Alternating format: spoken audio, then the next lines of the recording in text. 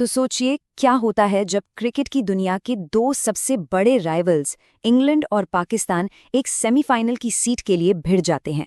भाई सिर्फ एक मैच नहीं होता, वो होता है जुनून, ड्रामा और इतिहास का एक ऐसा पन्ना जिसे भुलाया नहीं जा सकता। चलिए आज बात करते हैं उसी ऐतिहासिक मुकाबले की। और एक्शन की शुरुआत अरे पहली ही गेंद से हो गई। बस एक पल और उसी ने पूरे मैच का माहौल सेट कर दिया। दोनों टीमों के बीच का जो टेंशन था ना, वो सीधा आसमान छूने लगा। देखिए, ये कोई आम मैच नहीं था, ये जंग थी। दो देशों की उम्मीदों की, उनके सम्मान की और सबसे बढ़कर वर्ल्ड कप के सपने को जिंदा रखने की। मतलब सीधा सा था, जो हारा वो टूर्नामेंट से बाहर। तो दांव पर क्या था? सिर्फ सेमीफाइनल की एक टिकट? नहीं नहीं, बात उससे कहीं बड़ी थी। ये एक साइकोलॉजिकल जीत थी।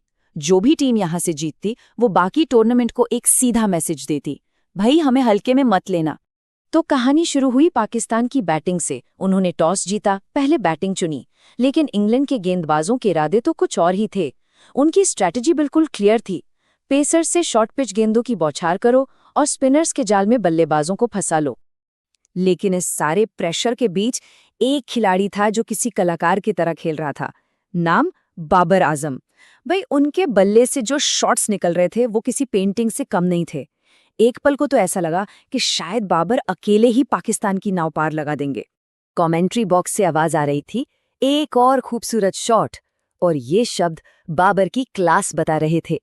लेकिन क्रिकेट एक अकेला इंसान नहीं खेल सकता, है ना? बाबर को दूसरे एंड से सपोर्ट की सख्त जरूरत थी, जो उन्हें बस मिल ही नहीं रहा था। और बस यहीं से शुरू हुआ पाकिस्तान की पारी का कोलैप्स। ये कोई एक गलती नहीं थी, बल्कि गलतियों की एक पूरी लाइन लग गई। खराब शॉट सिलेक्शन, मिसअंडरस्टैंडिंग से हुए रन आउट और ऊपर से इंग्लैंड की वो चीते जैसी फील्डिंग। लेकिन अगर कोई पूछे कि मैच का सबसे बड़ा टर्निंग पॉइंट क्या था, तो वो था शायद एक कैच। बाउंड्री पर बेन स्टोक्स का वो लाजवाब कैच जिसने मोहम्मद रिजवान को पवेलियन भेज दिया। यकीन मानिए वो सिर्फ एक विकेट नहीं था, वो पाकिस्तान के कॉन्फिडेंस पर एक गहरा घाव था। फिर तो बस एक के बाद एक पाकिस्तान के बड़े बड़े नाम पवेलियन लौट रहे थे। हर गिरते विकेट के साथ स्टेडियम में पाकिस्तानी फैंस की उम्मीदें भी टूट रही थीं। मैदान पर एक अजीब सा सन्नाटा छा गया था। तो पाकिस्तान ने जैसे तैसे करके 158 का स्कोर खड़ा किया। अब सारा का सारा प्रेशर शिफ्ट हो गया इंग्लैंड पर। सवाल एक ही था, क्या वो ये टारगेट चेस कर पाएंगे? और इसी सवाल का जवाब देने के लिए क्रीज पर एक खिलाड़ी उतरा, जिसने उस दिन इतिहास लिखने की ठान रखी थी। और ये सवाल सिर्फ मैदान पर नहीं था, दुनिया भर में जो भी क्रिकेट फैन ये मैच देख रहा था, सबके दिमाग में बस एक ही चीज चल रही थी, क्या इंग्लैंड की बैटिंग लाइनअप ये प्रेशर झेल पाएगी? क्या उनमें वो दम था कि इस टारगेट का पीछा कर सकें? और जवाब मिला, बिल्कुल मिला, हैरी ब्रूक के बल्ले से। और क्या जवाब मिला! उन्होंने सिर्फ जवाब नहीं दिया, बल्कि एक ऐसा काउंटर अटैक किया जिसे पाकिस्तानी गेंदबाज शायद सालों तक नहीं भूलेंगे। मतलब उन्होंने ऐसा हमला बोला जैसे वो कोई इंटरनेशनल मैच नहीं, बल्कि क्लब क्रिकेट खेल रहे हों। उनके बल्ले से जो छक्के निकल रहे थे ना, वो सिर्फ पावर हिटिंग नहीं थी, नहीं, वो एक सोची समझी स्ट्रैटेजी थी।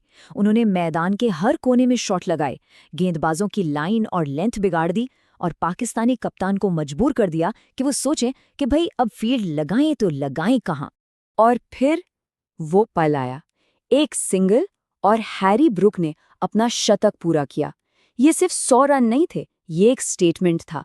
एक ऐसी पारी जिसने पाकिस्तान के जबड़े से मैच छीन लिया और इंग्लैंड को जीत की दहलीज पर लाके खड़ा कर दिया। कमेंटेटर्स ने इसे यादगार सेंचुरी कहा, और ये सचमुच यादगार थी। मतलब एक ऐसी पारी जो सिर्फ स्कोर कार्ड में नहीं, बल्कि क्रिकेट की कहानियों में हमेशा के लिए दर्ज हो गई। एक ऐसी कहानी जिसे आने वाली पीढ़ियां सुनेंगी। लेकिन क्रिकेट को ऐसे ही तो ग्लोरियस अनसर्टेनिटीज का खेल नहीं कहते। इंग्लैंड जीत के बिल्कुल करीब था, पर पाकिस्तान के पास अभी भी एक आखिरी हथियार बाकी था। उनका तुरुप का इक्का, शाहीन शाह अफरीदी, दुनिया के सबसे खतरनाक गेंदबाजों में से एक। तो अब आ गया था आखिरी ओवर। हर गेंद एक कहानी लिख रही थी। शाहीन ने अपनी सबसे खतरनाक यॉर्कर फेंकने की पूरी कोशिश की। बल्लेबाजों ने तेजी से रन भागे, माहौल में इतना टेंशन था कि क्या बताएं। और फिर एक बाउंड्री, और इंग्लैंड ने इस कहानी का अंत कर दिया। असल में ये क्रिकेट के दो सबसे बड़े आइडियाज की टक्कर थी। एक तरफ थी तूफानी गेंदबाजी की कला और दूसरी तरफ था एक मजबूत इरादे वाले बल्लेबाज का जज्बा। और उस दिन जीत जज्बे की हुई। तो इस जीत का मतलब क्या था? क्या सिर्फ 2 पॉइंट्स या एक और जीत? नहीं, ये एक ऐसी जीत थी जिसने पूरे वर्ल्ड कप का इक्वेशन ही बदल कर रख दिया। ये जो स्कोर कार्ड है, ये तो सिर्फ नंबर्स हैं। ये आपको वो ड्रामा, वो टेंशन, वो इमोशंस नहीं बता सकता जो उस दिन मैदान पर थे। सच कहूं तो ये कहानी का सिर्फ एक छोटा सा हिस्सा है। और देखिए कैसे इस एक रिजल्ट ने 2 टीमों की किस्मत लिख दी। एक तरफ इंग्लैंड अपने सपने के एक कदम और करीब पहुंच गया, तो दूसरी तरफ पाकिस्तान का सफर एक टूटे हुए दिल के साथ यहीं खत्म हो गया। यही तो है क्रिकेट, बेरहम भी और खूबसूरत भी। और आखिर में ये मैच हमें उसी पुरानी बहस पर वापस ले आता है। क्या क्रिकेट में एक अकेला खिलाड़ी टीम से बड़ा हो सकता है? क्या एक अकेले इंसान की ब्रिलियंस टीम वर्क पर भारी पड़ सकती है? हैरी ब्रूक की पारी ने इस सवाल का एक जोरदार जवाब तो दिया, लेकिन ये बहस शायद कभी खत्म नहीं होगी।